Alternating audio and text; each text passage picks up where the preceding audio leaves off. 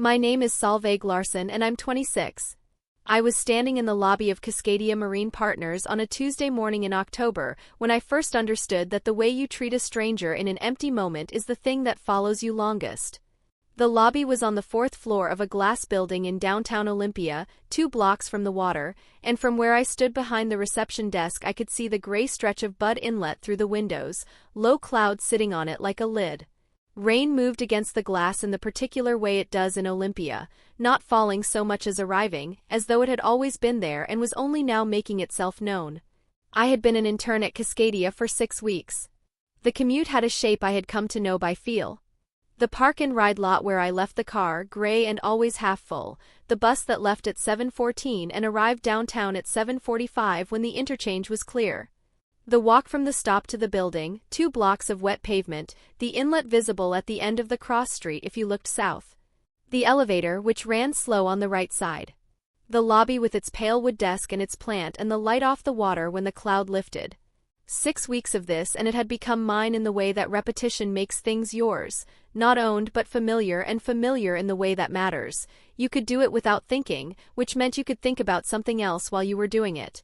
6 weeks was long enough to know where the coffee was and which elevator ran slow and which partner said good morning and which one looked through you. It was not long enough to feel like I belonged there. I was still in the phase where I arrived 9 minutes early every day and left my coat on my chair when I went to the bathroom so it would look like I was coming back, so it would look like I was the kind of person who was always just about to return to her work. The lobby had a long front desk made of pale wood, Douglas fir I thought, though I hadn't asked, and 2 low chairs near the window and a side table with a plant that someone watered on Mondays. The receptionist, a woman named B who had been at Cascadia for 11 years and who knew everything and said little, handled the desk from 8 until 2. After 2, one of the interns covered it while B was on her break, and that was usually me, because I was the one who volunteered before anyone asked. That Tuesday I was covering the desk at 2:17 p.m. when the elevator doors opened and a man walked in. He was older, mid-70s I thought, maybe older. He wore a canvas jacket the color of old moss and carried a flat leather portfolio under one arm, the kind that closes with a brass snap. His hair was white and close-cropped, and he moved carefully but not slowly, the way people move when they have learned to pay attention to surfaces. He came to the desk and stood in front of me and waited. I said good afternoon. I asked if I could help him. He looked at me with an expression that was patient and a little tired and entirely without expectation. Then he reached into his jacket pocket and took out a small card and placed it on the desk in front of me. The card said in clean printed type, "I am deaf. Please write or type your response or use ASL if you know it." I looked at the card. Then I looked up at him. My mother had been a sign language interpreter for 22 years. I had grown up watching her hands shape words across dinner tables and hospital waiting rooms and school auditoriums. She had taught me ASL from the time I was 4, not formally, not with workbooks, but the way you teach a child anything that matters, by doing it in front of them until they can do it back. I was not fluent. But I was close. I signed hello. Welcome. My name is Solveig. How can I help you today? His face changed. Not dramatically. A small shift, the kind that happens when something you weren't expecting turns out to be exactly what you needed. He signed back, "I have a meeting with Gerald Osgood. I'm a little early." I signed, "Of course. Please sit down. I'll let him know you're here. Can I get you water or coffee?" He signed, "Water would be good. Thank you." I did not know until 20 minutes later who he was. My name before I married was Solveig Larsson, and it is still Solveig Larsson, because I kept it when I married Finn Christensen 2 years ago, and because my mother had kept hers when she married my father, and because names are one of the things I believe you should only trade for something worth the exchange.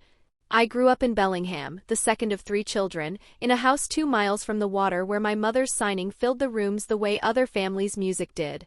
She worked for the Whatcom County School District and for a hospital interpreting service, and she was gone some evenings and some early mornings, and she always came home with the particular tiredness of someone who has spent a full day being the voice between 2 worlds. My father was a high school history teacher. They were both people who believed that competence was a form of respect, and they raised me to treat it that way. My mother interpreted for deaf students at my elementary school on the days she wasn't needed elsewhere. I watched her work from across the classroom sometimes. She had a way of making herself invisible while being completely present, her face mirroring the teacher's tone without commenting on it, her hands precise and unhurried. I understood from a very young age that what she was doing required two kinds of skills simultaneously: technical accuracy and human attention. The ones who had both were rare. She was one of them. She taught me signs the way she taught me everything she cared about, by demonstration and repetition and patient correction, without making it feel like instruction. By the time I was 8, I could hold a basic conversation. By 12, I could follow most of what she was interpreting in real time, the way you follow a song you know well enough to anticipate the next word. I was never formally tested. I just got better, steadily, the way you get better at anything you practice without calling it practice. I studied communications at Western Washington University in Bellingham. I graduated in 3.5 years, which required one summer session and careful scheduling, not because I was in a hurry but because I had a plan and the plan had a shape. I wanted to work in marine industry communications, public relations, stakeholder outreach, the kind of work that connects technical operations to the people affected by them.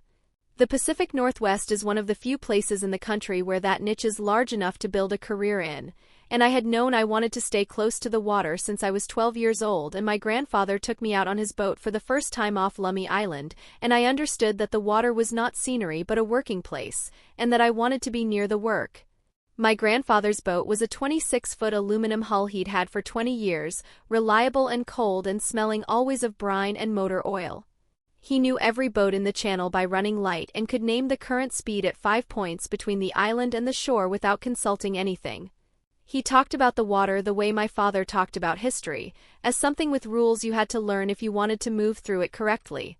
I had sat beside him in the bow on that first trip with my hands on the rail and the cold spray off the channel hitting my face and thought, yes, this is where I want to be.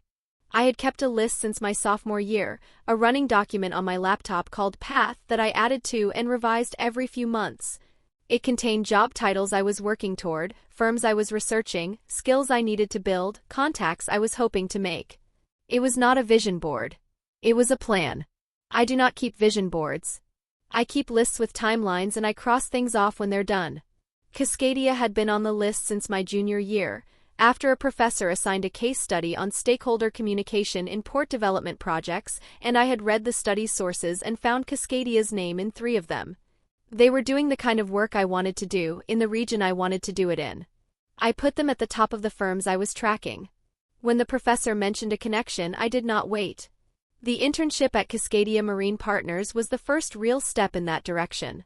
Cascadia was a mid-sized marine consulting firm, environmental compliance, permitting, stakeholder relations for port development projects, that kind of work.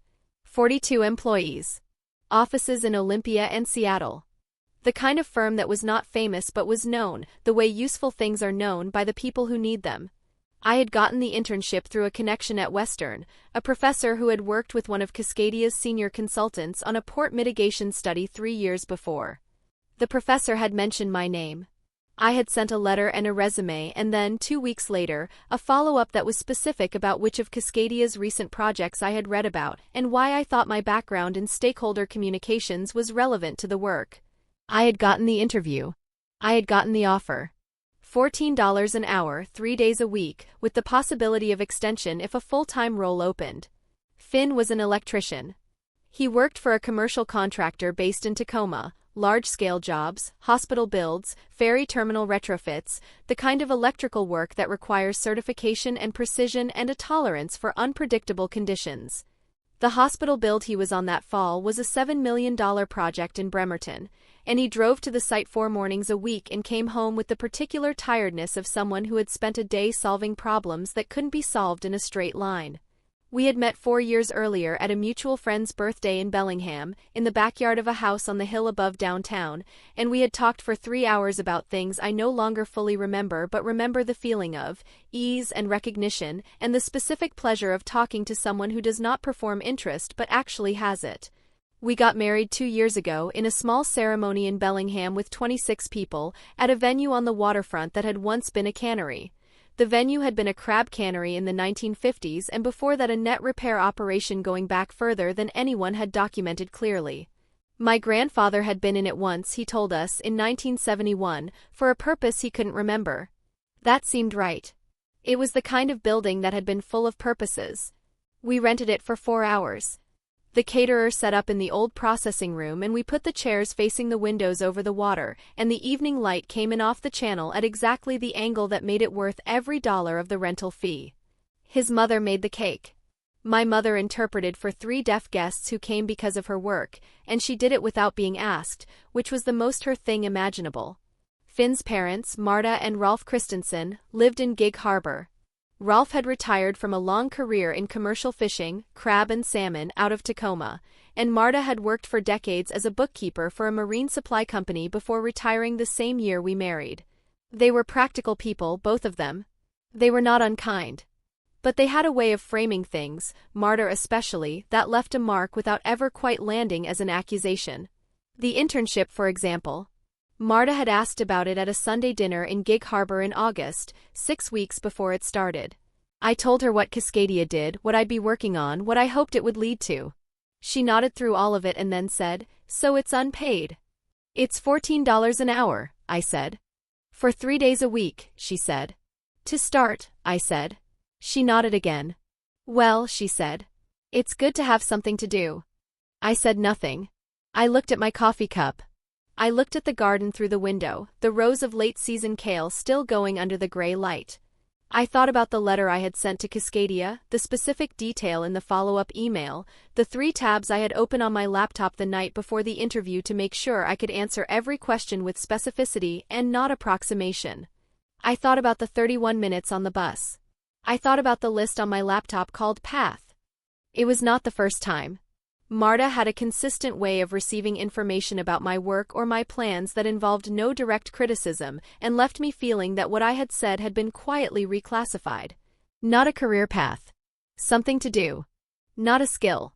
Something I'd picked up. When I had told her, early in Finn's and my relationship, that I had grown up signing and was nearly fluent in ASL, she had said, "That must have been an unusual childhood," with the tone of someone describing a house with an odd floor plan, not unlivable, just strange. Rolf said less. He was a quiet man by nature, and I had decided early on that his silence was not the same as his wife's, that it came from a different place. He nodded when Marta spoke. He did not add to what she said. Whether that was agreement or habit I had not yet worked out. Finn knew how Marta was. He did not defend it or excuse it. He said once, lying in bed on a Sunday night after a particularly long Gig Harbor dinner, "She does it to everyone. It's not about you." I said I understood. I also understood that it still happened. What I had in those early Cascadia weeks was a notebook. A specific one, dark green cover, the kind with a cloth spine, that I had been using since my junior year at Western. I carried it in my bag every day and I wrote things in it that I didn't want to lose. Names of contacts, phrases from stakeholder meetings that seemed to work for a reason I wanted to understand, observations about how the senior consultants handled difficult conversations. I also wrote on the inside back cover the ASL signs I reviewed each week to keep them sharp. I had started that habit in college, when I realized that language without use fades faster than you expect. I had also, during the 3.5 years at Western, done something I had not told anyone except Finn. I had attended a weekly ASL conversation group at the community center in Bellingham, run by a deaf man named Richard who had been teaching the group since 2009. I went for 2 years. The group was small, 6 to 8 people, mostly a mix of beginners and intermediates, and one woman who was nearly fluent and who Richard treated as a co-facilitator. I was not the best signer in the room. I was never the best signer in the room. But I got better every week, steadily, without dramatic improvement in any single session, the way the useful kinds of improvement work. Richard had a particular way of correcting errors that I admired. He didn't stop you. He watched you sign something incorrectly and then, when you were finished, he signed the correct form once, cleanly, and moved on. He never made it into a lesson. He just showed you. That was the thing I thought about most afterward. He just showed you and trusted you to hold it. I reviewed those signs on the bus to Olympia every Tuesday, Wednesday, and Thursday morning. The bus from the park and ride off Interstate 5 took 31 minutes when traffic was clear. I used most of it. On the days I wasn't reviewing signs, I was reading public project documents, port development case studies, environmental compliance summaries. The kind of reading that doesn't make you feel smarter but makes you feel more ready. There is a difference. Smart is what you have, ready is what you've built. I was building. I did not know doing that what I was preparing for. You rarely do. That is not a design flaw. It is the point. Preparation is not rehearsal for the moment you know is coming. It is readiness for the moment you don't. The water carafe was kept in a small kitchenette off the main hallway, past the copy room.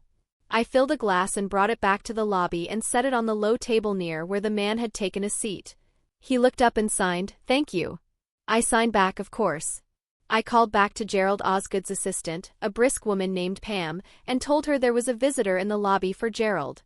I did not know the man's name because I hadn't thought to ask and he hadn't offered it on the card, and I said only that he had a meeting and was a few minutes early. Pam said Gerald was on a call and would be out in 10 minutes. I went back to the desk.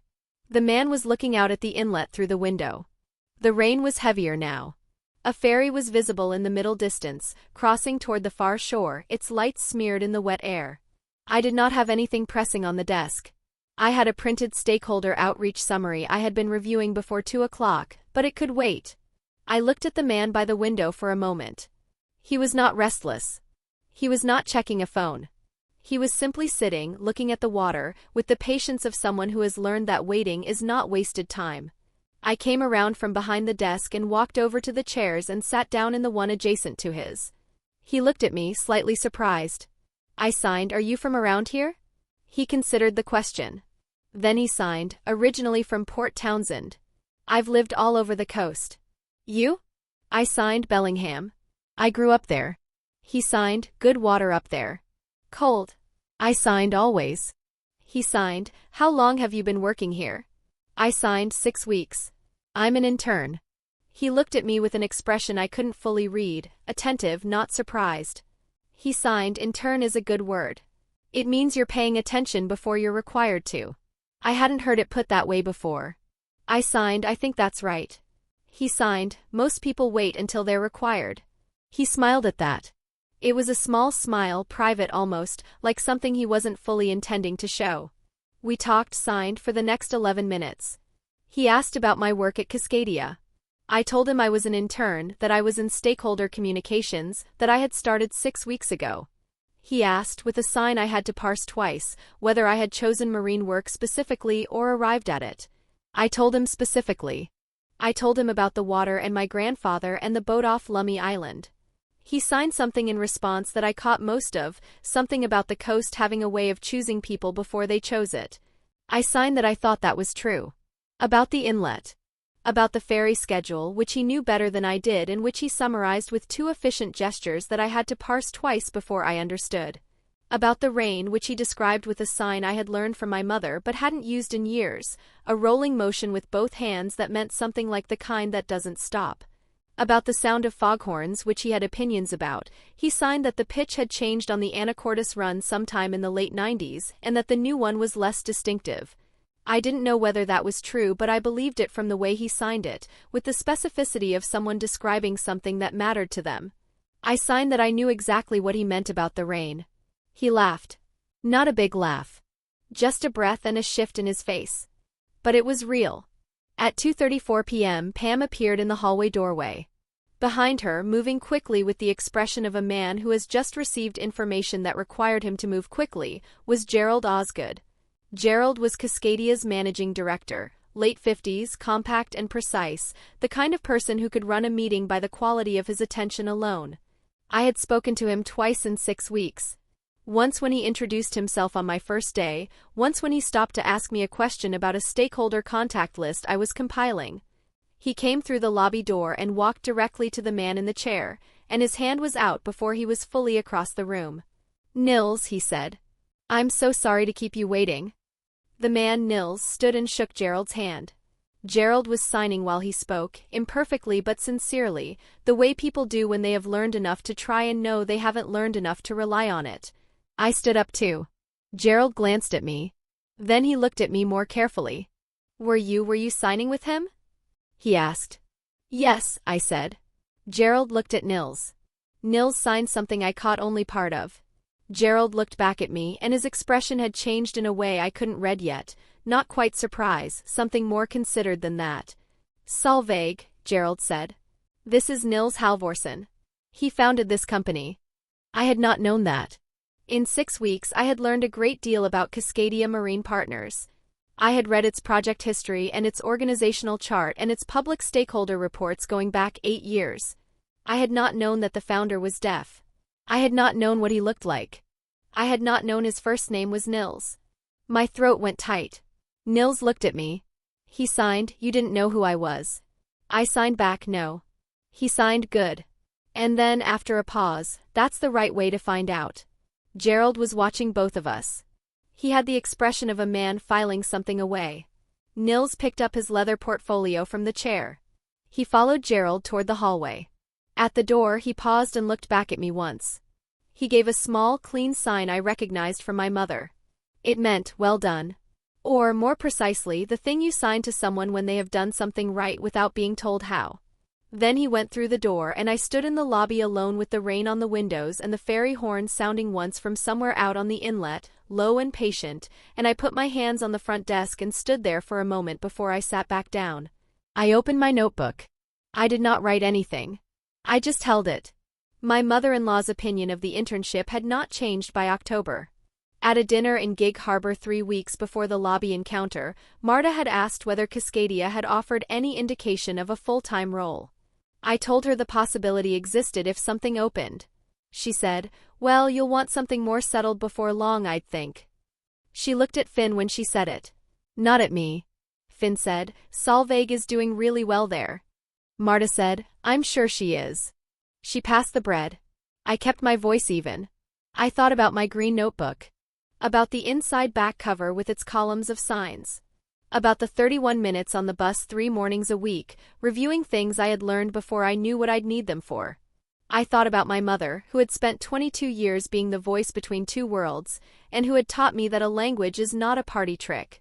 It is a door. And a door is only useful if you're willing to open it when someone needs to come through. I had opened it. I hadn't known who was on the other side. The first time I signed in a professional setting outside of a family context, I was 17. My mother was sick, a winter flu, the kind that grounded her for 4 days, and she had a school assignment that couldn't be covered by her backup. It was a routine IEP meeting, she said. The school had a student and a family and they needed someone. She called the district coordinator and asked if her daughter could fill in, temporarily, for 1 hour while she arranged permanent coverage. She told me what an IEP meeting involved. She told me it would be uncomfortable and that I would make mistakes and that the most important thing was to be accurate and stay calm. I was accurate. I was calm. I made 2 mistakes that I caught and corrected, and one that I didn't catch until I was in the car afterward and thinking back through the meeting. I told my mother about all 3 when I got home. She said that was good, that knowing your errors was more valuable than not making them. I never interpreted professionally after that. But I remembered what it felt like to be useful in a room where my skill was the thing that made communication possible, and that feeling stayed. I didn't know yet what it would mean. But I sat at my kitchen table in Olympia that evening with the notebook open in front of me, and the rain was on the windows again, and the wood smoke smell from a neighbor's chimney came through the gap under the back door, and I wrote down the sign Nils had given me before he left. "Well done." Or, "The thing you do right without being told how." I wrote it in the margin. I closed the notebook. I left it there on the table while the wood smoke settled and the rain moved on. The dinner in Gig Harbor was Marta's idea. She called Finn on a Thursday evening in early November, 3 weeks after the lobby encounter, and by the time he came to find me in the kitchen where I was making soup, the plan was already set. Sunday, 2 o'clock. Rolf had something he wanted to talk about, Marta said. A family matter. She wanted everyone together. I asked Finn what the family matter was. He said he didn't know. He said it the way he says things he actually doesn't know, which is different from the way he says things he's uncertain about, and I believed him. We drove down on Sunday morning. The drive from Olympia to Gig Harbor was 1 hour and 20 minutes on a clear day. That Sunday was not clear. Rain on the highway the whole way, the kind that makes the road surface shine, the wipers cycling on their middle setting. Finn drove and I watched the evergreens along the roadside go by in the gray light, their tops disappearing into low cloud. We talked about ordinary things, a job he had coming up in Bremerton, a project at Cascadia I was helping to draft outreach materials for. We didn't talk about what the family matter might be. The Christensen house was a 2-story craftsman on a hill above the water, with a view of the Narrows on clear days and on gray days a close green wall of fir and cedar. Marta had lived in it for 23 years. She had painted the trim twice in that time and replaced the deck boards once and kept the garden the way she kept everything, orderly, without sentimentality, maintained because maintenance was what you did. The road through the Narrows came up at mile 60-something and the bridge was low over the water, the gray light flat and even, the tide going out under the span. Finn had driven this road since he was a teenager. He drove it the way you drive a road you know by feel, not thinking about the turns, thinking about something else. I watched the water through the passenger window and thought about the email in my jacket pocket and about what I was not going to say today, and why and what it would mean to carry it through one more Sunday before anything changed. We arrived at 1:48 p.m. Marta met us at the door. She hugged Finn. She nodded at me with the particular warmth she deployed, present, calibrated, the temperature of a room in which nothing is wrong. "Come in," she said. "Rolf's in the living room." Rolf was in his chair by the window, the one he always occupied, with the view of the firs and a cup of something on the table beside him. He stood when we came in and shook Finn's hand and then mine, and he said it was good to see us and he meant it. Whatever was coming, Rolf had not designed it. We sat down. Marta brought coffee. She sat across from me on the sofa next to Rolf's chair, and for a few minutes we talked about nothing, the weather, the drive, a repair Rolf had done to the deck railing. The coffee was good. The room smelled of wood smoke from a fire that had gone out earlier and left its warmth behind. I had done this before, sat in a room and watched the air go tight before something difficult arrived.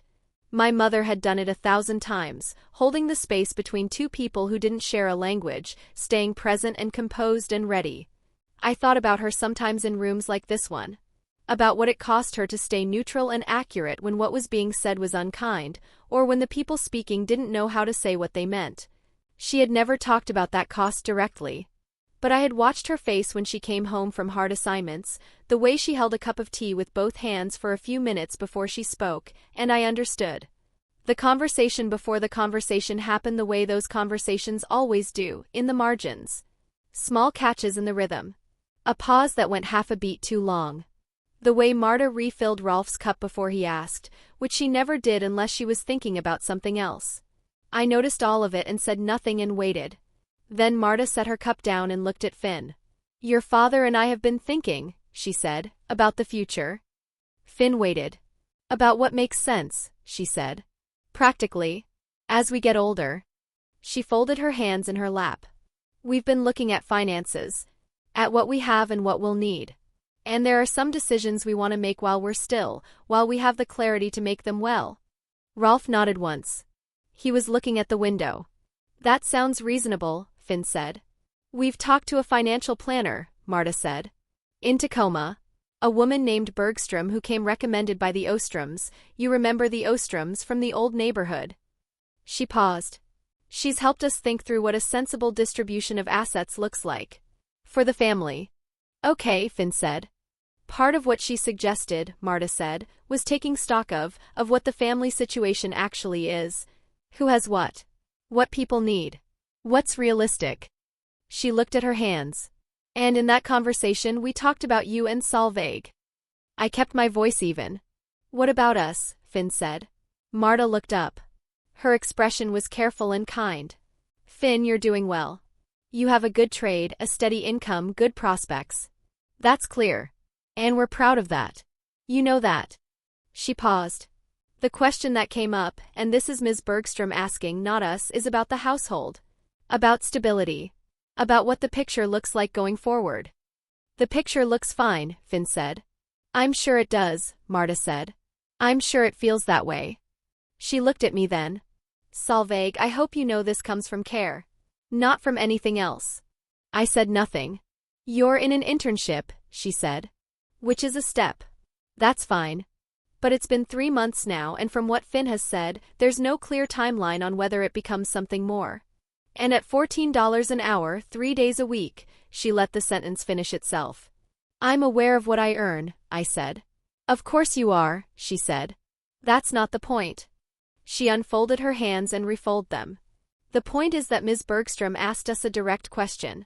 She asked, of the people in your family who might need support in the next few years, who are you thinking about? And your name came up. Not because we think poorly of you.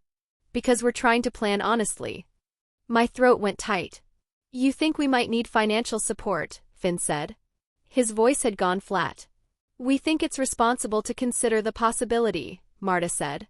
You carry the household right now. That's fine, you're doing it well. But a household built on one income in this market, she shook her head slightly. And if children come into the picture? We haven't talked about children, Finn said. You may, Marta said. And then what? Solveig steps back from working, from an internship which isn't really, she stopped. She adjusted. What I mean is that a more established career on Solveig's side would give you both a much stronger foundation. And right now that's not what's there. I looked at her. I looked at Rolf, who was still watching the furs. Marta, I said. What exactly is being planned here? What does this conversation lead to? She met my eyes. Patient. Warm. Nothing alarming, she said. We want to set aside a fund. For Finn. Something he can draw on if he needs it without either of you feeling the pressure of a single income. Ms. Bergstrom helped us structure it cleanly, so it's available without being intrusive. A fund for Finn, I said. Yes. Not for us, I said. For Finn. She paused. It's for the household, she said carefully. You said for Finn, I said. I heard what you meant, I said. The room was quiet. Finn's jaw was tight. Rolf had turned from the window and was looking at the floor between his feet. Solveig, Marta said. I want to be clear that this isn't personal. This is about making sure our son is protected. That's a mother's job. Surely you can understand that. I can understand it, I said. Then, I don't agree with the premise, I said. Finn doesn't need protection from our finances.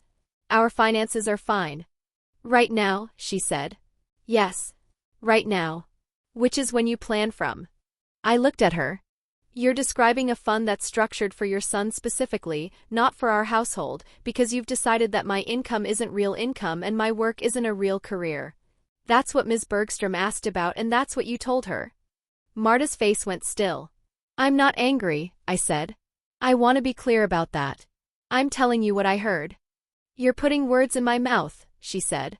Gently. Still gently. You said my name came up when she asked who might need support, I said. I'm an intern, not a charity case. There's a difference. No one said charity, she said. The structure says it, I said. A fund in your son's name set up because his wife's income isn't reliable. That's the structure. Marta looked at Finn. Finn, she said. Can you help me here? Finn looked at his mother for a long moment. I think Solveig's saying it clearly, he said. Marta turned back to me. She took a breath. She was not flustered, that was not her way. She was recalibrating, the way careful people do when a conversation goes somewhere they didn't plan for. Let me say it differently, she said. We love you. We want good things for you both. But I would be doing Finn a disservice if I didn't think about worst cases. That's not a criticism of you, it's a mother being honest about risk. She paused. The internship may become something. I hope it does. But hoping isn't planning. And right now, objectively, you are 26 years old with a part-time internship and no clear path to something full-time. That is just the factual situation. I let the silence hold. It's October, she said. You've been there 3 months. Have they said anything about extending you? About a role? Not in formal terms, I said. So no, she said. So not yet, I said. She nodded. Slowly. With the patience of someone receiving confirmation of what they already believed. I think that's exactly what I mean, she said. Not yet. Maybe. Possibly. That's not a foundation. I've been there 3 months, I said. Internships are evaluated over time. That's how they work. I understand how they work, she said. I also understand that you are 26 and Finn is 28, and this is the window when financial decisions compound. What you build now matters. What you don't build now also matters. She looked at me steadily. I'm not trying to be cruel. I'm trying to be honest with you because I think you're a capable young woman who may have chosen a path that is harder than it needs to be. It's not harder than it needs to be, I said. It's the path I chose. I know, she said. That's what I mean. The fire had been out long enough that the room had cooled slightly. I could hear the rain starting again outside, against the deck, against the firs. Finn's hand found mine on the cushion between us and held it once, briefly, without saying anything. Rolf cleared his throat. It was the first sound he had made in 20 minutes. He looked at Marta. Something moved between them that I couldn't read. Then he looked at me. "S'all vague," he said. "My wife worries. That's what she's doing." He said it plainly, without apology or decoration. She worries about Finn, and when she worries she plans, and when she plans she talks. He looked at his hands. I don't know that a fund is necessary. But I know her heart is right. I looked at Rolf. I nodded once. What Rolf had said was the most he had said in 2 years of Sundays. Not the most words, he had said more words than that at various dinners, about fishing conditions and garage repairs and the price of marine fuel since his working years. But this was the most he had said about us, about Finn and me, about what was happening in the room. He had named what Marta was doing without defending it and without attacking it and without asking either of us to feel differently about it. He had just said what it was. In 2 sentences. I thought that was the bravest thing he had done in my presence. Marta said, "I just want to know you're going to be all right." "We're all right now," Finn said. "I know you think so," she said. The conversation moved after that, the way difficult conversations move when no one is going to win anything, into smaller things, safer ground, the mechanics of the financial plan that didn't require anyone to argue about its premise. Marta described the fund structure in general terms. Finn listened. I listened. I asked 2 questions, both practical, both about how it would be held and accessed, and Marta answered them with the pleasant efficiency of someone relieved to be on firmer footing. Rolf refilled everyone's coffee. By 3:30 p.m. we were on the deck in spite of the cold, looking at one of the narrows you could see through the cloud, because that's what you did at the Christensen house when a conversation needed to breathe. You went outside and looked at the water. I stood with my coffee and looked at the water and thought about Gerald Osgood's face in the lobby 3 weeks ago, and Nils Halvorsson's sign, and the green notebook in my bag. In the 3 weeks between the lobby encounter and the Gig Harbor dinner, I had thought about whether to tell her. I had composed versions of the conversation in my head the way I compose documents before I write them, outline first, then the words. In every version, Marta's response was some form of the same thing, interest without revision. She would say that was nice. She would say it was a coincidence. She would not revise the conclusion she had already drawn about the internship and what it was worth, because the conclusion had been drawn before any of this happened, and one encounter in a lobby was not the kind of evidence that changed a conclusion. Evidence changes conclusions only if you're still examining them. I had decided to wait for something that couldn't be reclassified. I had not told Marta about any of that. I had not mentioned Nils. I had not mentioned that Gerald had stopped by my desk the following day and asked me to come to his office, where he had sat across from me and asked how long I'd been signing and whether I'd considered whether that skill had applications in Cascadia's stakeholder work, given that 2 of their long-standing Port Authority contacts were deaf and the firm had been using a contracted interpreter service for 15 years. At $95 an hour, he said, 3 to 4 times a month. He said they had been looking for a reason to bring the work in-house. I had told him I'd been signing since I was 4. I had told him I'd be interested in discussing any applications he had in mind. He had told me to give him a few weeks. That was what I had not mentioned. What I was waiting to mention until it was something concrete, something I could put on the table without it being another maybe, another possibly, another not yet. I looked at the water. Finn came and stood beside me. He didn't say anything. I reached into my jacket pocket. I had been carrying something there since Friday, a printed email, folded in thirds. I had folded it at my desk at Cascadia and put it in my pocket and carried it home and transferred it to this jacket pocket before we left for Gig Harbor. I had not planned specifically to bring it today. I had just not taken it out. I looked at it in my pocket without pulling it out. Finn glanced down and then at me. I said, "Later." He said okay. We went back inside. On the drive down that morning I had thought about whether to bring the email at all. I had thought, if I bring it and don't show it, that is one kind of decision. If I bring it and show it, that is another. If I don't bring it, there is nothing to decide. I brought it. I had decided before I was conscious of having decided. That was how I knew it was right. We drove home at 5:15 p.m. The rain had stopped. The road was still wet and bright under the headlights. Finn drove. I looked out at the dark tree line. I took the folded email out of my pocket and held it on my knee. I didn't open it. Not yet. I put it on the kitchen table when we got home. I made tea. I sat down across from it. I took off my jacket and hung it over the chair. I put both hands flat on the table. I looked at the folded paper. Finn came into the kitchen at 6:04 p.m. I was still at the table. The tea had gone cold. The folded email was in front of me where I had put it when we got home, and I had not moved it and had not opened it and had not done anything except sit with it there between my hands and think about what Marta had said and what I had not said back, and what the difference between those two things was going to mean going forward. Finn looked at the paper. He sat down across from me. "You've been in here an hour," he said. "I know," I said. He looked at the folded email. "Is that what I think it is?" "Depends what you think it is," I said. "Gerald's email," he said. I said nothing. "Solveig." He leaned forward slightly. "You've been carrying that around for 3 days." "I know," I said. "Why haven't you opened it at the table?" he said. "You opened it Friday. You read it Friday. You folded it up and put it in your pocket." "I needed to think about the timing," I said. He looked at me for a moment. "You were waiting to show my mother," he said. I didn't answer that directly. "I wanted it to be concrete," I said. Before I said anything to anyone. I didn't want another maybe. Finn sat back. He was quiet for a moment. Outside the kitchen window the neighbor's porch light had come on, and the wet driveway caught it and threw it back. "She's going to feel terrible," he said.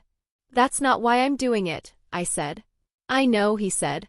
"But she will." "She might," I said. "Or she'll find another reason it doesn't count." He didn't argue with that. He reached across the table and put his hand flat beside the folded email, not touching it, just there. "So what do you want to do?" he said. "I want to go back," I said. "Next Sunday. And I want to sit at that table and open this in front of her." He looked at me. "One more Sunday," I said. "And then she knows." He nodded slowly. He didn't try to talk me into doing it differently or sooner or in a phone call or any of the other ways it could be done. That was Finn. He understood that some things have a right shape and that changing the shape changes what the thing is. "Okay," he said. "Next Sunday." We sat with that for a moment. The porch light outside had a small insect circling it, which seemed wrong for November but was there, going in its patient loop.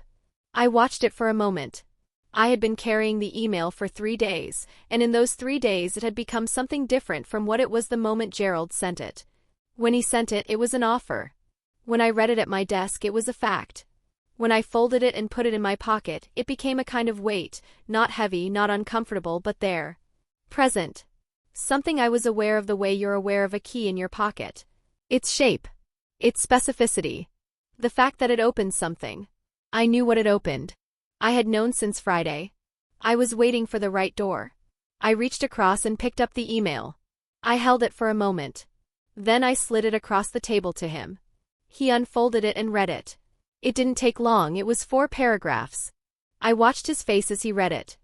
He got to the 3rd paragraph and his jaw shifted slightly and he kept reading and finished and looked up at me. "Solveig," he said. "I know," I said. "Full-time," he said. "Full-time," I said. "And he looked back at the paper. "Read the line again." "Stakeholder Communications Lead. That's a senior title." "It's what he wrote," I said. He set the paper down carefully, the way you set something down when you don't want to seem like you're making too much of it even though you are. "When does it start?" he said. "January," I said. "If I accept." "Are you going to accept?" he said. I looked at him. "Yes," I said. He nodded. He reached across the table and folded the email back along its creases, the same 3 folds, and slid it back to me. I put it in my jacket pocket, where it had been, where it would stay until Sunday. We made dinner. We didn't talk about it again that night. We didn't need to. What I remember about that evening is its ordinariness. Finn made pasta. I made a salad. We ate at the kitchen table and talked about the neighbor's dog and the garage roof and whether to spend Thanksgiving in Bellingham or Gig Harbor, and the email was in my jacket pocket on the hook by the door, and neither of us mentioned it again, and that was right. Some things don't need to be talked about more than they need to be felt, and what I felt that evening, sitting at our kitchen table while the rain came back against the windows, was something quiet and solid and mine. I had a plan. The plan had a shape. I had been building toward this for 4 years, one step at a time, one revised list at a time, 31 minutes on a bus 3 mornings a week, reviewing signs for a moment I didn't know was coming. It was coming. It had already arrived. We talked about other things, a neighbor's dog that had been barking for 3 nights in a row, a leak in the garage roof that we'd been meaning to address, whether to spend Thanksgiving in Bellingham or Gig Harbor or somewhere else entirely. We talked like 2 people who have something good between them and don't need to examine it every day to know it's there.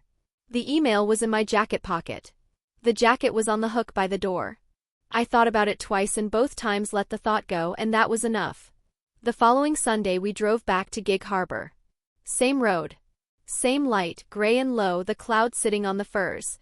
We arrived at 1:52 p.m. Marta met us at the door. She hugged Finn. She nodded at me with the calibrated warmth, and I nodded back, and we went inside. Rolf was in his chair. Coffee was already on the table. The fire had been going long enough that the room was warm, and the smell of it, wood smoke and something baked, filled the house the way it always did on cold Sundays. We sat. We talked about the week. Rolf mentioned a repair he'd been putting off on the garage roof. Finn said he could look at it after lunch.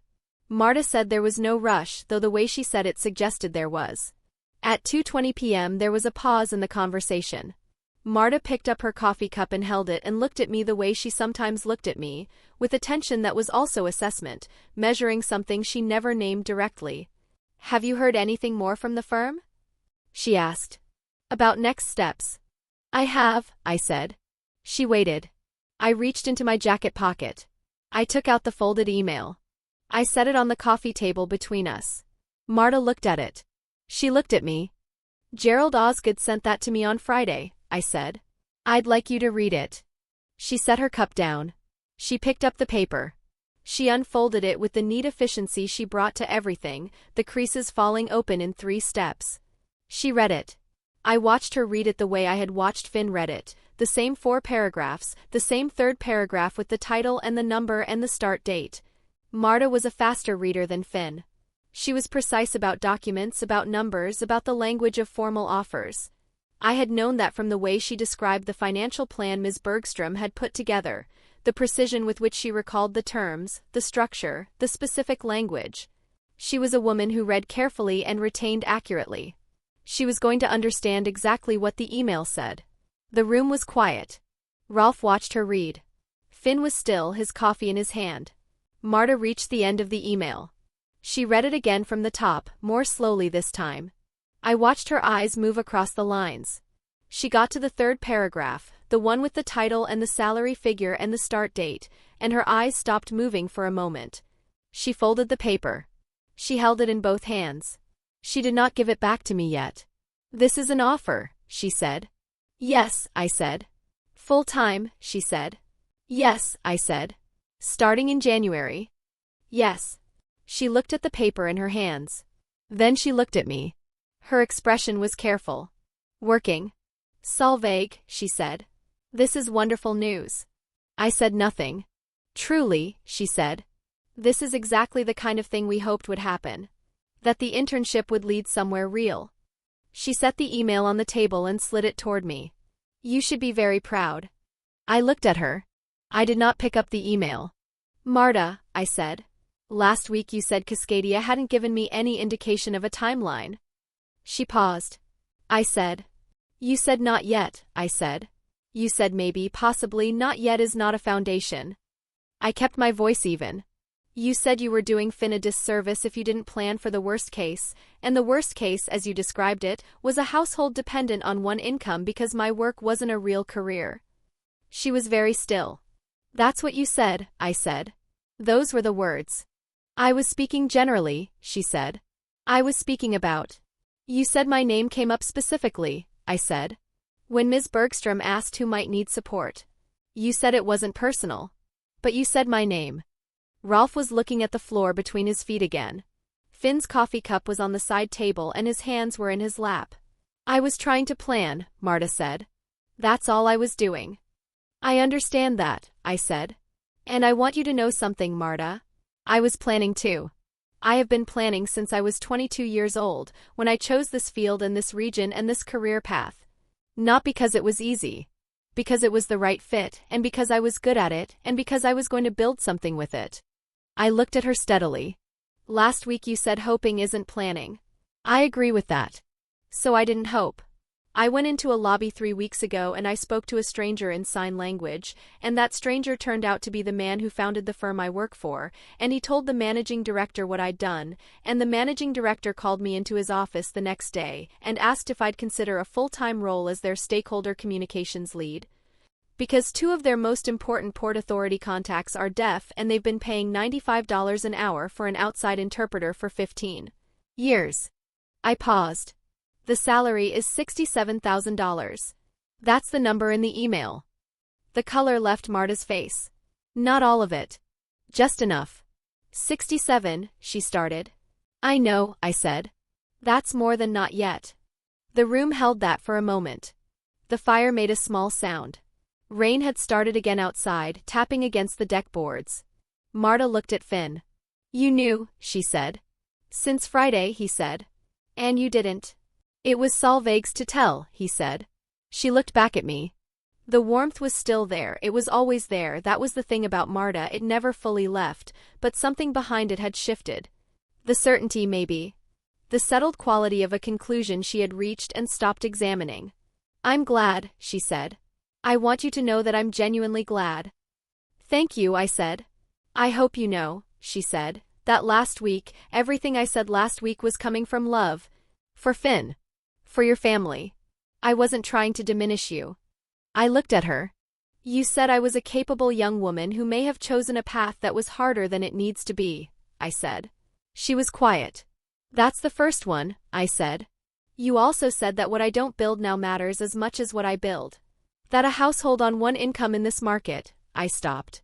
I want you to hear those things back. Not because I'm angry. But because they didn't land as support.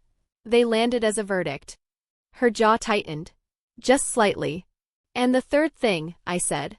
You told Ms. Bergstrom my name? When she asked who in the family might need financial support. That's what gets structured into plans. That's what becomes a fund in Finn's name, not ours. That's what a verdict looks like when it moves from a living room into a financial document. The room was quiet for a long moment. Rolf said, Marta. Just the name. Nothing after it. She looked at her husband. She looked at her hands. Then she looked at me and her expression had changed in a way I hadn't seen before on her face, not guilty exactly, but something adjacent to it.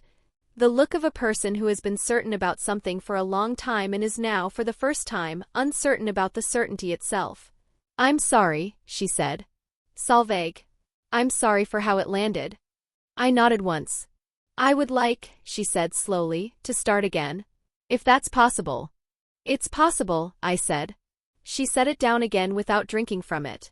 She looked at the window for a moment, at the Narrows and the container ship still moving slowly through the gray afternoon. I've been wrong about some things, she said. Not to me exactly. More to the room. You've been consistent, I said. That's not the same thing. She looked at me. You've been consistently worried, I said. That's not wrong as a fact. It's just not always accurate about the thing you're worried about. Rolf made a sound that wasn't quite a laugh. She looked at him and then back at me. That's fair, she said. She picked up her coffee cup. Her hands were steady.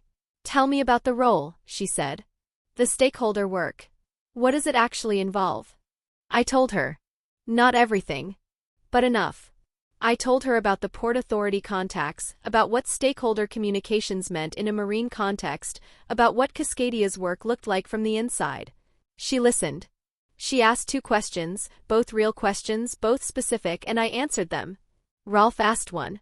Finn refilled everyone's coffee. By 3:45 p.m. we were on the deck again. The rain had slowed. The Narrows was visible today, a thin dark line between the cloud and the tree line, and a container ship was moving through it, slow and enormous, its lights just beginning to show in the gray afternoon. Marta stood beside me. We watched the ship for a moment. The container ship in the Narrows had cleared the bridge now. It moved with the indifference of something large and committed to its course, and I watched it for a moment and thought about all the stakeholder reports that had been written about ships like that one, all the people who had been consulted about its passage, all the permits and the compliance reviews and the environmental impact studies that had gone into the right to move through that channel. That was what Cascadia did. That was what I was going to do. "Your mother," she said. "She was an interpreter." 22 years, I said. She nodded. "I didn't know that," she said. "I mentioned it once," I said. "Early on." She was quiet for a moment. "I should have listened better," she said. I let the silence hold. "Probably," I said. She almost smiled. It was the closest thing to a real smile I had seen from her in 2 years of Sundays. We went back inside. Gerald made the offer formal on a Tuesday. I signed the letter at my desk in Olympia at 4:47 p.m. and sent it back by email, and then sat for a moment with my hands in my lap and the rain moving against the window and the gray stretch of Bud Inlet visible beyond the glass, the same view I had been looking at since October. I called my mother that evening. I told her about the lobby, about Nils, about Gerald's call, about the offer. I told her in the order it had happened, without skipping anything. She listened without interrupting, which was what she did when she was paying the most attention. When I finished, she was quiet for a moment.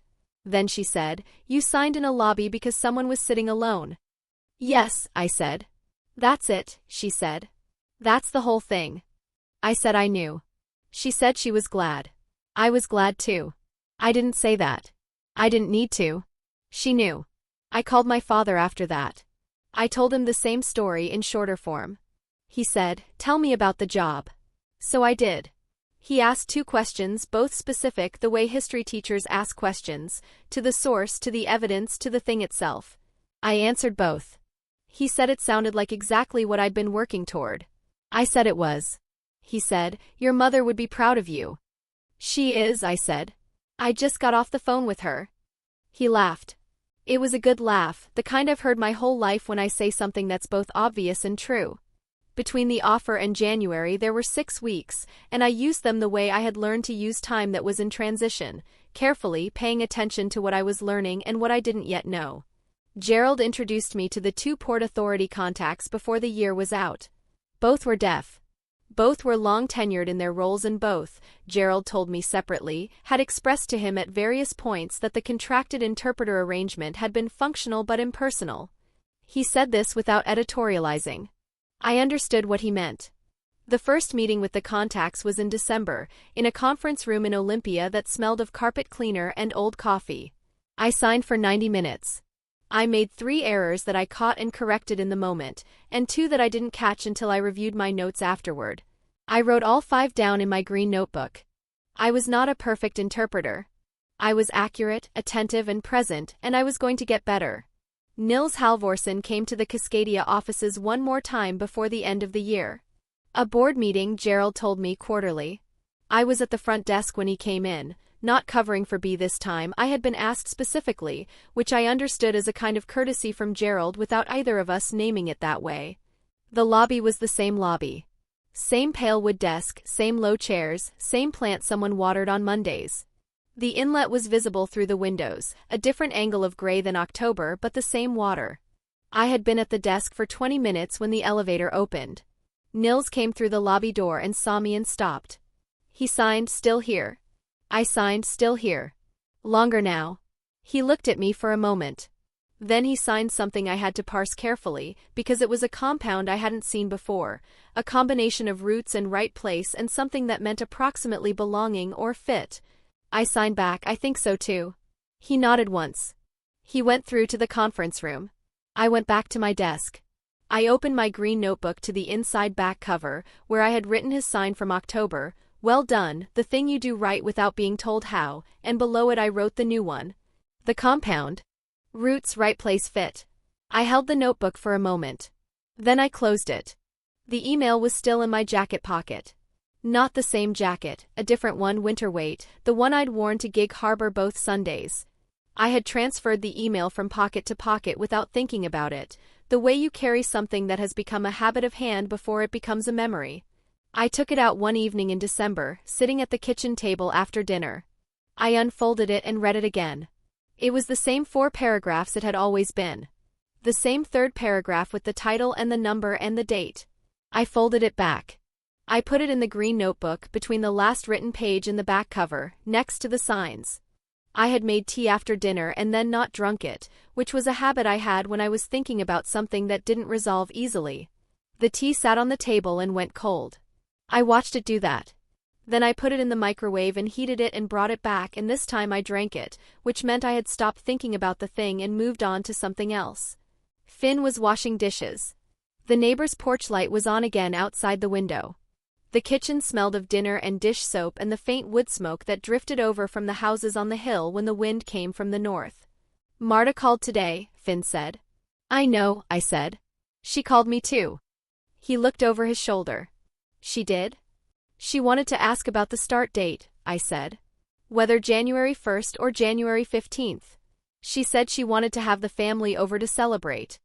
I paused. "She asked if my mother would be there." Finn turned around. "She asked about your mother." "She said she'd like to meet her properly," I said. "That she realized she hadn't." "Not really." He was quiet for a moment. Then he turned back to the dishes. "That's something," he said. "She hadn't called me directly before. That was not how things had worked. Marta communicated with Finn about Finn things, and I was peripheral to that loop in a way that had always felt like a structural fact rather than a personal one. For her to call me, to ask about my mother, to want to have the family together to celebrate, that was not a fact changing. But it was something adjacent to a fact. A possibility that hadn't existed before. "It is," I said. I sat with the notebook closed under my hand. Outside, the firs at the edge of the property were dark against a sky that had finally cleared, and there were stars showing through the breaks in the cloud, which doesn't happen often enough in the Pacific Northwest that you stop noticing it when it does. My mother had taught me that a language is a door. She had also taught me, not in words, in the way she moved through the world, that the people worth knowing are the ones who stay curious about what's on the other side. Not just once. Habitually. As a way of being. I had opened a door in a lobby in October because a man was sitting alone and no one was talking to him, and I had the means to try. That was all it was. I hadn't known who he was. I hadn't known what it would become. That's the part that stays with me. Not the outcome, the moment before it. The choice in an empty lobby, when no one was watching and nothing was guaranteed and there was no reason to do it except that it was the right thing, in the way that some things are simply right and you know it before you can explain it. If that landed with you, if you've ever done something quiet, something small, without knowing anyone was watching, I'd be glad to hear it. Leave a comment. Share this with someone who needs it today. Some doors you open not knowing what's behind them. Sometimes what's behind them is where you were supposed to go all along.